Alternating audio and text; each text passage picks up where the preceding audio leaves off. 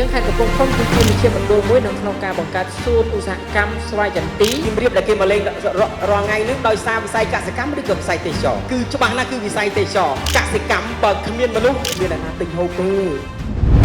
អូខេសូមស្វាគមន៍បងប្អូនទាំងអស់គ្នាសម្រាប់ថ្ងៃទី2នៃ workshop Innoto របស់យើងនៅសង់ទ័រដងកូ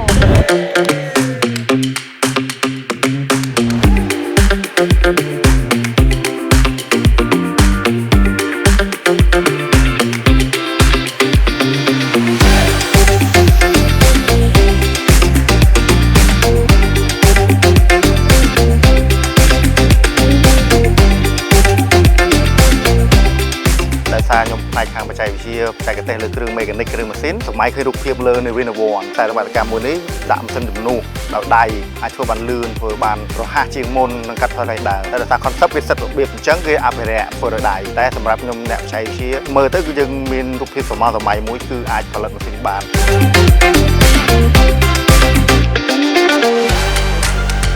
ហើយពាក់ព័ន្ធជាមួយនឹងមុខណាបងចាប់អារម្មណ៍ដល់សហគមន៍បងដែលនៅខាងកំពង់ធំបងនឹងរៀបចំជាមួយនឹងខាងមន្ទីរកសិកម្មចាដើម្បីគៀកងបងប្អូនប្រជាជនយើងដែលគាត់នឹងអាចថាជា handicap people គាត់ពិការជើងគាត់ជាស្ត្រីមេផ្ទះអីដែលគាត់នឹងមិនអាចចេញក្រៅបានណាចាអញ្ចឹងគាត់អាចធ្វើស្មុកនឹងបានការគិតរបស់ខ្ញុំនឹកស្មានអត់ដល់គឺ InnoLab យកមកបញ្ជ្រាបចំណេះដឹងជាពិសេសគឺឲ្យឃើញនៅអ្វីដែលជាភាពជាក់ស្ដែងឲ្យយើងអាចយកទៅពិចារណាឲ្យទៅគិតធ្វើម៉េចនៅពេលទៅដល់សហគមន៍យើងក្នុងការអភិវឌ្ឍកែច្នៃធ្វើឲ្យវាមានផលិតផលថ្មីតាក់ទងជាមួយនឹងគេហៅថា business simulation នឹងវាសំខាន់សម្រាប់អាជីវកម្ម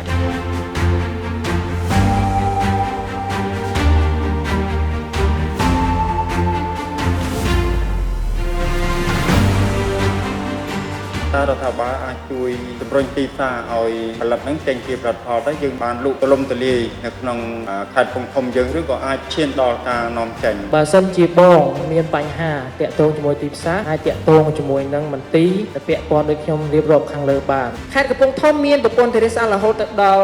255ប្រព័ន្ធធារាសាស្ត្រធំគឺជាវិជាមណ្ឌលមួយនៅក្នុងការបង្កើតសួនឧស្សាហកម្មស្វាយចន្ទីជំរាបដែលគេមកលេងរាល់ថ្ងៃនេះដោយសារវិស័យកសិកម្មឬក៏វិស័យទេសចរគឺច្បាស់ណាស់គឺវិស័យទេសចរកសិកម្មបើគ្មានមនុស្សមានអ្នកណាទិញហូបទេវិស័យទេសចរនឹងហើយគឺជាវិស័យដែលទីមនុស្សមកនោះ